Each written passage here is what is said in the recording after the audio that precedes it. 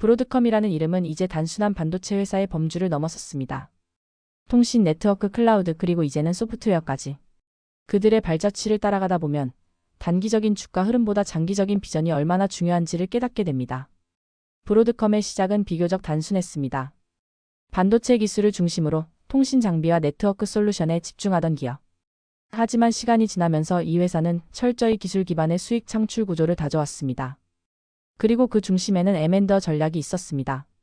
브로드컴은 단순히 기술을 개발하는 데 그치지 않고 남들이 이미 만든 뛰어난 기술을 사들여 자신의 시스템 속에 녹여내는 방식을 택했습니다. 2015년 아바고 테크놀로지가 브로드컴을 인수하며 브로드컴이라는 이름이 새롭게 부활했습니다. 그리고 이후 수많은 인수합병을 통해 기업의 체질이 완전히 달라졌습니다. 시만텍, CA 테크놀로지스, 그리고 최근에는 VM웨어까지. 하드웨어 중심에서 소프트웨어까지 포트폴리오를 넓히며 브로드컴은 안정적인 수익 구조를 만들어냈습니다. 장기 투자를 이야기할 때 많은 사람들은 주가 차트만 봅니다. 하지만 브로드컴의 가치는 차트 뒤에 숨은 현금 흐름과 배당 성장에서 드러납니다. 브로드컴은 매년 막대한 현금을 창출합니다. 그리고 그 현금의 대부분은 주주에게 돌아갑니다. 배당금은 꾸준히 증가해왔고 자사주 매입도 공격적으로 이어졌습니다. 단기적인 주가 등락에 흔들릴 이유가 없는 이유가 여기에 있습니다. 브로드컴의 또 다른 강점은 산업 구조의 필수 요소에 깊이 들어가 있다는 점입니다.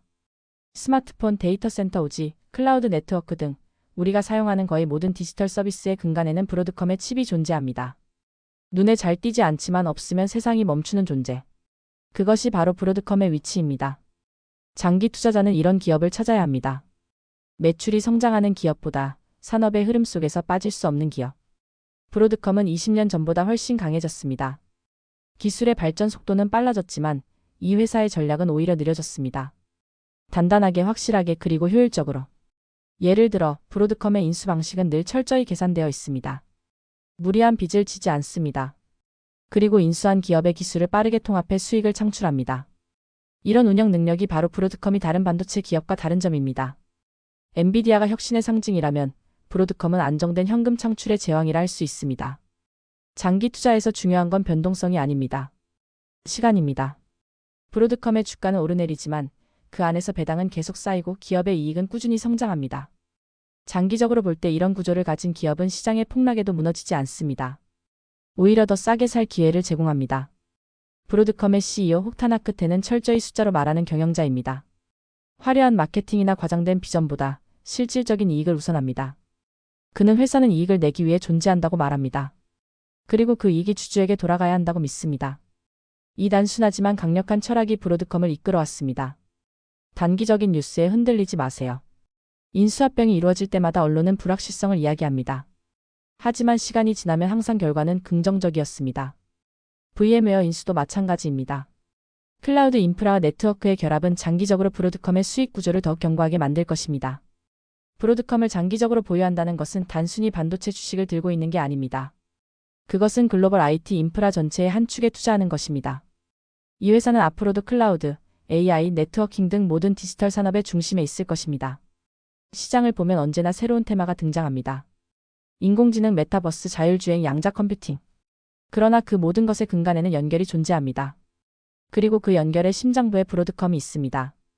장기 투자를 어렵게 만드는 것은 기업이 아니라 사람의 마음입니다.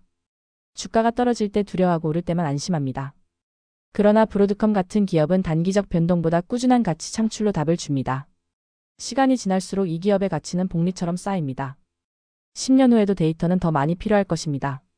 클라우드는 더 커질 것이고 네트워크는 더 빨라질 것입니다. 그 흐름 속에서 브로드컴은 계속 존재할 것입니다.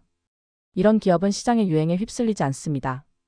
장기 투자의 핵심은 믿음이 아니라 근거입니다. 브로드컴은 그 근거를 수치로 증명해 왔습니다. 영업이익률, 현금 흐름, 배당 성장률 모두 장기적으로 꾸준히 우상향해 왔습니다. 이런 회사는 주가가 떨어져도 결국 다시 올라옵니다. 어떤 투자자들은 이렇게 말합니다. 이제 너무 올랐다. 그러나 진정한 장기 투자자는 가격이 아니라 기업의 질을 봅니다. 브로드컴의 경우 매출은 매년 꾸준히 성장하고 시장의 점유율은 견고하며 기술적 진입 장벽은 매우 높습니다. 20분이라는 시간 동안 주가를 예측할 수는 없습니다. 하지만 그 시간 동안 기업의 본질을 이해할 수는 있습니다. 브로드컴은 기술보다 현금을, 성장보다 안정을, 그리고 단기적 이슈보다 장기적 구조를 봅니다. 이런 기업이야말로 장기 투자자가 오랫동안 믿고 맡길 수 있는 곳입니다.